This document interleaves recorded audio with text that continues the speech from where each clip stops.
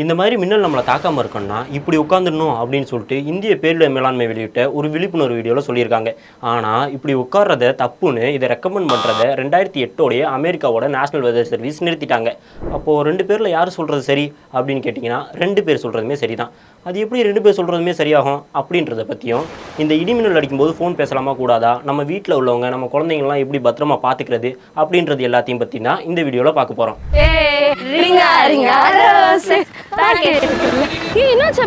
அவனுக்கு இடிமின்னல் பயம் சுகுந்தி. கொடையிட நாங்க வீட்டுக்கு போறோம். கொடையெல்லாம் யூஸ் பண்ணக்கூடாது. இந்த மாதிரி நேரத்துல யூஸ் பண்ணதாண்டி கொடை இருக்கு. இடிமின்னல் வரும்போது கொடையை யூஸ் பண்ணக்கூடாதுடி. ஏன் கொடை யூஸ் பண்ணக்கூடாது அப்படின்னு கேட்டால், இந்த மின்னல் எல்லாமே அதிகப்படியான மின்சாரம் தான் அப்படின்ற விஷயம் நம்ம எல்லாத்துக்குமே தெரியும். அந்த மின்சாரம் உலோகப் பொருட்களில் கடத்தப்படும் அப்படின்ற விஷயமும் நம்ம எல்லாத்துக்குமே தெரியும். இந்த கொடையுமே உலோகப் பொருட்களால் ஆனது தான். அதனால் இந்த கொடையில் மின்னல் விழுந்துச்சு அப்படின்னா அது நமக்குமே கடத்தப்படும். அதனால் இந்த கொடை மட்டும் இல்லை, எல்லா உலோகப் பொருட்கள்லேருந்துமே நம்ம தள்ளி நிற்கிறது நல்லது. ஐயோ, இந்த கூட நீயே வச்சுக்கோ. இப்போ என்ன பண்ணுறது? மழை வேற வர மாதிரி இருக்கு. அந்த மரம் இருக்கு, வா அந்த மரத்துக்குள்ள போய் நிற்கலாம். அந்த மாதிரிலாம் பண்ணவே கூடாது. எவ்வளவு நியூஸ் பார்த்திருக்க, இடிமின்னல்லாம் விழுந்து மரம்லாம் எரிஞ்சிருச்சு, 2ஆ பொழந்துருச்சுன்னு. அதிகமா மரத்து மேலதான் இடிமின்னலே விழுகுமே. இப்ப நம்ம போறோமே அந்த மரத்துக்கு தீ பிடிச்சிருச்சுன்னா ஏன் மரங்கள்ல மட்டுமே அதிகமாக மின்னல் விழுகுது அப்படின்னு கேட்டால், எப்போவுமே மின்னல் அப்படின்றது தரைக்கு வரும்போது அது வர்றதுக்கு ஒரு ஈஸியான பாதையை தான் தேர்ந்தெடுக்கும். அப்படின்றதுனால தான் அது மரம் மாதிரியான ஏதாவது ஒரு உயரமான இடங்களில் போய் விழுகுது. அப்படி அது விழுகிற சமயத்தில் நம்ம அதுக்கு பக்கத்தில் நிற்கிறோம் அப்படின்றதுனால அந்த விழுந்த மின்னல் நம்மளையுமே தாக்கும். இப்படி தாக்குற மின்னலை நம்ம சைட் ஃப்ளாஷ் அப்படின்னு சொல்லுவோம். அப்படி இல்லைன்னா அந்த விழுந்த மின்னலால் அதை சுற்றி தரையில் சார்ஜஸ் எல்லாமே டக்குன்னு க்ரியேட் ஆகும். அப்படி க்ரியேட் ஆகிறதுனால அந்த தரையில் தான் நம்ம நிற்கிறோம் அப்படின்ற பட்சத்தில் அந்த சார்ஜஸ் எல்லாமே நம்மளையுமே பாதம் வழியாக தாக்கும். இப்படி தாக்குற மின்னலை நம்ம கிரவுண்ட் கரண்ட் அப்படின்னு சொல்லிட்டு சொல்லுவோம். ஐயோ அக்கா, எனக்கு பயமாக இருக்குது. நான் இப்போ என்ன பண்ணுறது? அபி பயப்படாத அபி, இதுக்கு ஒரு ட்ரிக் இருக்குது. இந்த மாதிரி வெளியே வந்துட்டோம், பாதுகாப்புக்கு எந்த இடம் இல்லை அப்படின்னா ஃபஸ்ட் நம்ம காதை நல்லா பற்றிக்கணும். ஏன் அப்படின்னா இடி சத்தம் ரொம்ப பயங்கரமாக இருக்கும், நம்ம காதை டேமேஜ் பண்ணும். அதனால் காதை நல்லா பற்றிட்டு இந்த முட்டியை வளைச்சி இந்த 2 குதிங்களாலே ஒன்று சேர்த்து கீழே கைப்படாமல் பந்து மாதிரி மாறிடணும். இப்படி பண்ணால் மின்னல் தாக்காது.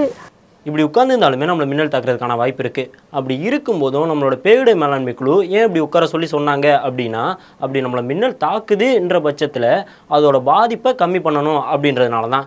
கரண்ட் எப்போவுமே அது போகிறதுக்கு ஒரு ஈஸியான பாதையை தானே தேர்ந்தெடுக்கும். அப்படி பார்த்தா நம்ம இப்படி குதிங்காலை வச்சு உட்கார்றது மூலமாக கிரவுண்ட் கரண்ட் நம்மளை தாக்க வரும்போது அது போகிறதுக்கு ஒரு ஈஸியான பாதையை நம்மளால் கொடுத்துட முடியும். அதனால் அது நம்ம உடம்பு பூரா பரவி பாதிப்பு ஏற்படுத்துறது குறைக்கப்படும். அது மட்டும் இல்லாமல் நம்ம இப்படி நம்மளோட உடம்பை சுருக்கிட்டு உட்கார்றது மூலமாக மின்னல் நம்மளை தாக்குறதுக்கான வாய்ப்பையுமே கம்மி பண்ண முடியும். அப்படின்றதுனால தான் பேரிடர் மேலாண்மை குழு வெளியிட்ட ஒரு விழிப்புணர்வு வீடியோவில் இப்படி உட்கார சொல்லியிருக்காங்க. ஆனால் அமெரிக்காவோட நேஷனல் வெதர் சர்வீஸ் இப்படி உட்கார மெத்தடை ரெக்கமெண்ட் பண்ணுறதை 2008 நிறுத்திட்டாங்க. அது என்ன கேட்டால், இதை மக்கள் தப்பாக புரிஞ்சுட்டு இப்படி உட்கார்றது மூலமாக முழுமையாக மின்னல்லேருந்து தப்பிச்சிடலாம் அப்படின்னு நினச்சிக்கிறாங்கன்னு, இடிமின்னல் அடிக்கிற சமயங்களில் முடிஞ்ச அளவுக்கு பாதுகாப்பான இடத்த நோக்கி ஓடாமல் இப்படி உட்காந்துடுறாங்க அப்படின்னு தான் அமெரிக்காவோட நேஷனல் வெதர் சர்வீஸ் இதை 2008 ரெக்கமெண்ட் பண்ணுறதை நிறுத்திட்டாங்க.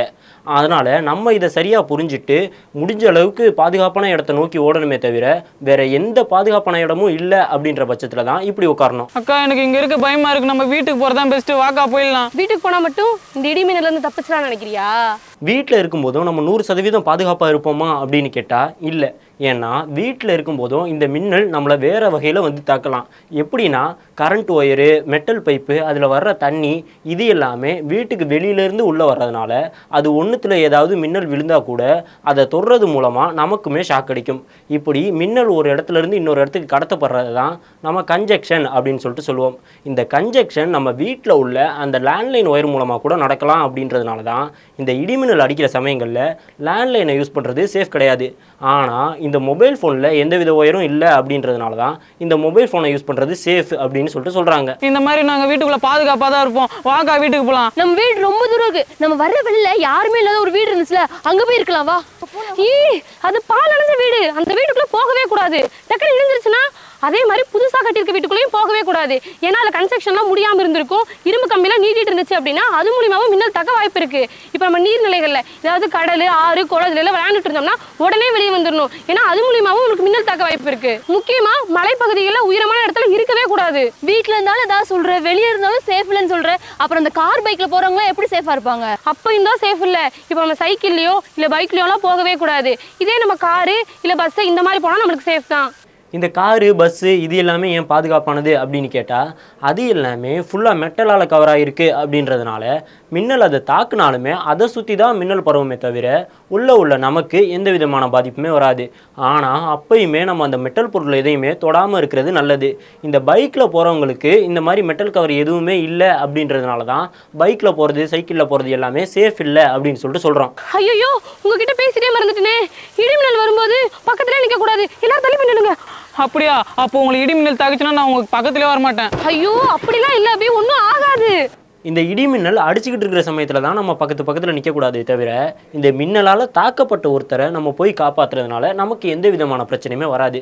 அப்போ அவரை தொட்டால் நமக்கு ஷாக் அடிச்சிடாதா அப்படின்னு கேட்டால் இல்லை.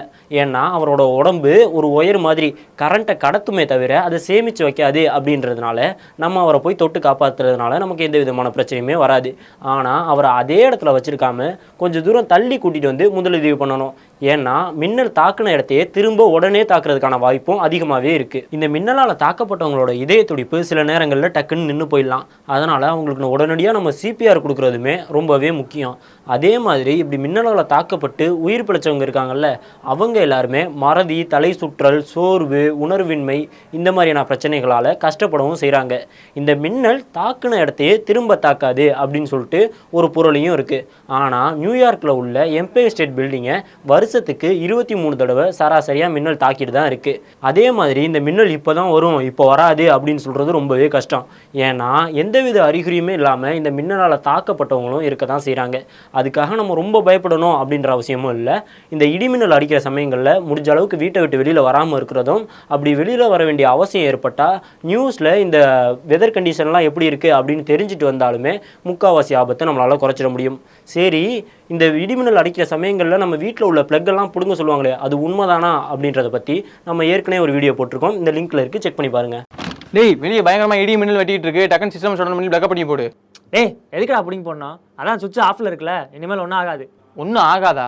யாரா பிளக்கை சொறி வச்சிருந்தாலும் நான் தான் சுவிட்ச் ஆஃப் பண்ணியிருக்கேன்ல. சுவிட்ச் ஆஃப்ல இருக்கும்போது எப்படா கரண்ட் வரும்? அப்படி வர மின்னல்ல இருந்து கிட்டத்தட்ட 100 மில்லியன் வோல்ட்ஸ், அதாவது 10 கோடி வோல்ட்ல இருந்து 30 கோடி வோல்ட்ஸ் வரைக்கும் டிஸ்சார்ஜ் ஆகும்னு சொல்றாங்க. நம்பணுமா? எங்க வந்து நிரூபிச்சு காட்டு. இந்த பாறேன். அப்படி அந்த மாதிரி விழுகிற அந்த மின்னல் ஒருவேளை நம்ம வீட்டுக்கு கரண்ட் கொடுக்குற அந்த கரண்ட் லைன் மேல விழுந்துச்சுன்னு வையி, அங்கதான் ஆப்பே இருக்கு. இப்போ போஸ்ட் மரத்துல இருந்து வர மின்சாரம் அந்த ஃபேஸ் லைன் வழியா வந்துச்சு அப்படின்னா அது அந்த ஸ்விட்சை தாண்டி தான் உள்ள போகணும் டிவிக்குள்ள. இப்போ அந்த டிரான்ஸ்ஃபார்மர் தப்பிச்சுக்குச்சுன்னா என்ன ஆகுங்கிற கேள்விக்கு வருவோம். நம்ம முன்னாடியே சொன்ன மாதிரி மின்னல் அந்த லைன்ல இருக்கிற எல்லா கனெக்ஷன்லயும் போகும்னு சொல்லியிருந்தோம். அப்படி போகும்போது அது உங்க வீட்டுக்கும் போகுதுன்னு வச்சுப்போம். சாதாரணமா 200 இருந்து 240 வோல்ட்ஸ் வரை வரக்கூடிய டிவி சப்ளைல இருந்து திடீர்னு அவ்வளோ அதிகமான வோல்டேஜ் வந்துச்சுன்னா